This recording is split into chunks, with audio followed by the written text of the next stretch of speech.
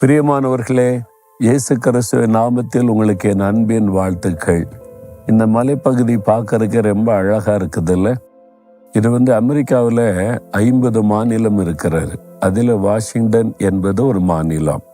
Washington DC என்பது வேறு. அது தலைநகருக்கு பேர் வாஷிங்டன் டிசி, டிஸ்ட்ரிக்ட் கொலம்பியான்னு சொல்லுவாங்க.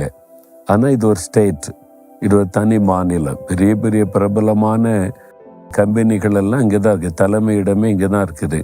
அதாவது மைக்ரோசாஃப்ட் சொல்கிறாங்கல்ல, அது அமேசான், அப்புறம் கூகுள், அப்புறம் விமானத்தைகளில் போயிங் விமானம் செய்கிற இடம் இங்கே தான் இருக்குது. நான் போய் பார்த்தேன், ரொம்ப பிரம்மாண்டமாக இருக்குது. எவ்வளோ பெரிய பெரிய விமானம்லாம் அங்கே செய்கிறாங்க. அது மாதிரி ஒரு ஸ்டேட்டு இது. ரொம்ப செழிப்பான ஒரு ஸ்டேட்டு இது. இந்த வாஷிங்டன் ஆப்பிள் அப்படின்னு உலக பிரசித்தி பெற்றது. அது இங்கே விளைஞ்சி வருகிறாரு. நிறைய செழிப்பான ஒரு மாநிலம் இந்த வாஷிங்டன் மாநிலம். அதில் இருக்கிற ஒரு மலைப்பகுதி தான் இருக்குது. வாஷிங்டன் இந்த மாநிலத்தில் உயரமான மலைப்பகுதி. இந்த மவுண்டனுடைய பெயர் ரெய்னியர் என்பது. 14,411 அடி உயரம் உள்ளது. எப்பொழுதுமே இந்த பனி மலை மேலே இருந்துக்கிட்டே இருக்கும். இந்த பனி, உறைந்த பனி. இது மாத்திரம் இந்த மலையை பார்த்தா குளிர்ந்து பனி கட்டியா அழகா இருக்குல்ல. உள்ளுக்குள்ள என்ன தெரியுமா இருக்குது? எரிமலை. அது எந்த நேரத்தில் வெடிச்சு வந்ததுன்னா நெருப்பு வரும். அது மேலதான் இந்த பனி கட்டி உறைந்து இருக்கிறது. பார்க்க ரொம்ப அமைதியா இருக்குல்ல. உள்ளுக்குள்ள நெருப்பு கொதிச்சுக்கிட்டே இருக்குது. அந்த மாதிரி ஒரு இடம் இது. சரி, இன்றைக்கு ஆண்டவர் உங்களுக்கு என்ன வசனம் வச்சிருக்கிறார் அப்படின்னா, ஏசாயா 35 1 வசனத்துல, வனாந்தரமும் வறண்ட நிலமும் மகிழ்ந்து கடுவெளி கழித்து புஷ்பத்தை போல செழிக்கும். வனாந்தரமான வறண்டு போன வாழ்க்கை செழிக்கும். சிலர் சொல்லுவாங்க, என் வாழ்க்கை வனாந்தர மாதிரி ஆகி போச்சுது, அவ்வளோதான், என் வாழ்க்கையே முடிஞ்சு போச்சு, வறண்டு போச்சு, இனிமே என் வாழ்க்கையில ஒரு செழிப்போ ஒரு மலர்ச்சியோ வர்றதுக்கு வாய்ப்பே இல்லை. அந்த மாதிரி சிலர் வேதனையோடு சொல்லுவதை நான் பார்த்துருக்கிறேன். நீங்கள் அப்படி தான் சொல்லி கொண்டிருக்கீங்க. என் வாழ்க்கை முடிஞ்சு போச்சு, எனக்கு இந்த மாதிரி ஒரு தப்பை நடந்து போச்சுது, என்னடா இப்படி அமைஞ்சு போச்சு, என் வாழ்க்கையே முடிஞ்சு போனது, வறண்டு போனது, அவ்வளோதான் அப்படின்னு நினைக்கிறீங்க.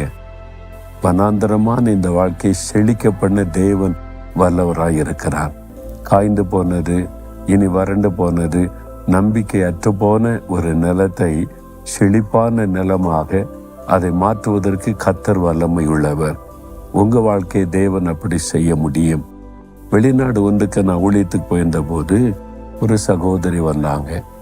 அவங்க சொன்னாங்க, வெளிநாட்டில் இருக்கிற மாப்பிள்ளை நல்லா வச்சிருப்பார், அவங்களே விரும்பி கேட்குறாங்கன்னு சொல்லி எங்கள் அப்பா அம்மா கல்யாணம் பண்ணி கொடுத்தாங்க. இங்கே வந்த பிறகுதான் தெரியுது அவருக்கு வேறொரு பெண்ணோட தொடர்பு இருக்குது. என் கூட ஒரு நாள் கூட வாழவே இல்லை, என் வாழ்க்கையே முடிஞ்சு போச்சுது. எவ்வளோ பொறுமையாக இருந்து பார்த்தேன். 3 வருஷம் 4 வருஷம் பொறுமையாக கர்த்தர் என்னைக்காவது மாற்றுவார்னு பார்த்தா ஒன்றுமே ஆகலை. அவர் என்ன அந்த பொண்ணோட தான் வாழ போகிற வேண்டான்னு சொல்லிட்டாரு. இப்போ டைவர்ஸ் பண்ணிட்டாரு. நான் தனியாக இந்த தேசத்தில் ஒரு நல்ல வாழ்க்கை வாழலான்னு என் வாழ்க்கையை வறண்டு போச்சு, வனாந்தரம் ஆயிட்டுன்னு, அவ்வளோதான். ரொம்ப மனசு வந்து போய் சொன்னார்கள். அப்போ இல்லை, வனாந்தரமான வாழ்க்கையை செழிக்க பண்ண தேவன் வல்லவராக இருக்கிறார். நீங்கள் நினைக்கலாம் வாழ்க்கை முடிஞ்சு போச்சுன்னு, அவ்வளோதான் என்பதாக.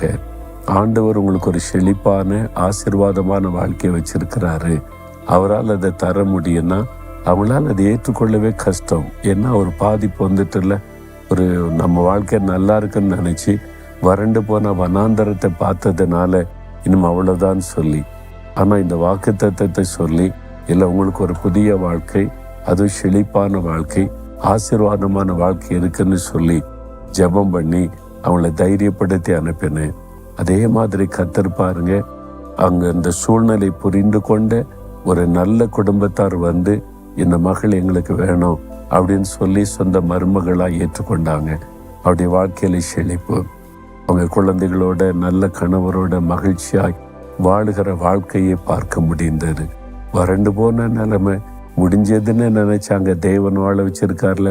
உங்க வாழ்க்கையில குடும்பம், வியாபாரம், ஊழியம், உடைய வேலை எல்லாம் முடிஞ்சு போச்சு, இன்னும் ஒன்றும் செய்ய முடியாது, அந்த அளவுக்கு பாதிப்புன்னு நினைக்கிறீங்களா?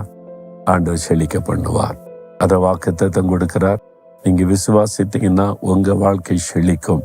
இந்த வாக்குத்தத்தத்தை சொல்லுங்க. ஆண்டவரே, என்னுடைய வனாந்தரமான வறண்டு போன வாழ்க்கையை செழிப்பான ஒரு வாழ்க்கையாக மாற்ற நீர் வல்லவர். அந்த ஆசீர்வாதத்தை நான் பார்க்க போகிறேன், பெற்றுக்கொள்கிறேன்.